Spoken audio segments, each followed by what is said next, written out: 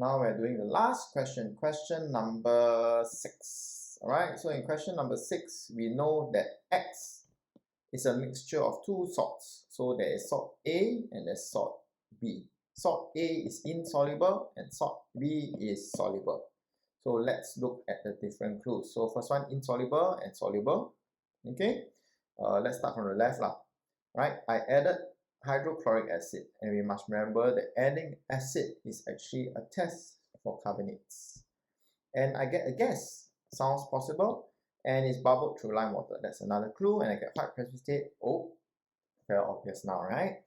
Next one, aqueous ammonia. Test for gas, cations. And then let's look to the right. Warm with aluminum. Aluminum, warm, and sodium hydroxide. Immediately, you must remember, test for nitrates.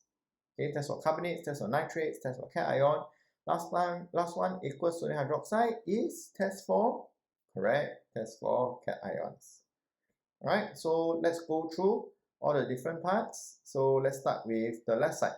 So gas C bubbled into lime water, form white precipitate. Immediately, you must know, immediately, gas C must be carbon dioxide. D must be the white precipitate when it form carbon dioxide. And I taught you all that's calcium carbonate. Okay, so that means that salt A must have carbonate in the name. So let's write that down first. Salt A must have something carbonate. And that something is what we're going to find out now. So over here, solution E is the cation test, right? And in solution E, it's formed from hydrochloric acid. I repeat, A plus hydrochloric acid give me solution E. So that means E must have a chloride in it because it comes from hydrochloric acid. I repeat, A plus hydrochloric acid give me E. So that means E must be a chloride. Must be.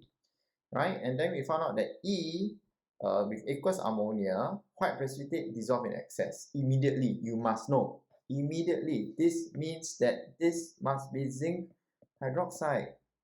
Right? So zinc hydroxide. So F must be zinc hydroxide. Remember that zinc is not a transition metal, so they don't have the 2 there.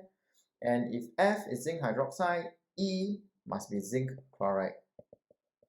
And if E is zinc chloride, A must be zinc carbonate. Okay, so that's how you do this. So we know that this is a positive test for zinc. So E must have zinc, and then A also must have zinc. A zinc, E zinc, and F also must have zinc. Right? How come E is a chloride? It's because we reacted this with hydrochloric acid. Then where did the carbonate go? The carbonate produced carbon dioxide gas.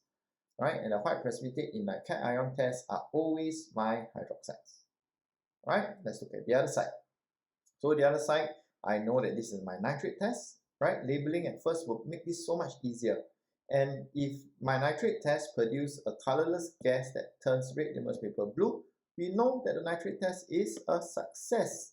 So solution B must have a nitrate, something nitrate. And how do I know? It's because gas G is ammonia gas, which shows that it's a positive nitrate test. Okay, positive nitrate test, ammonia gas. And then cation test, blue. Now you must be at the stage. So when it's here blue, you must know this is definitely copper 2 hydroxide. And this is a proof that copper 2 ions are present. So solution B is a nitrate. And the cation, we have just found out, it's copper 2. Right? And then for H, the blue precipitate is copper 2 hydroxide. Okay, so I hope these two has been helpful to you, and all the best, and practice and practice and practice. Okay, bye.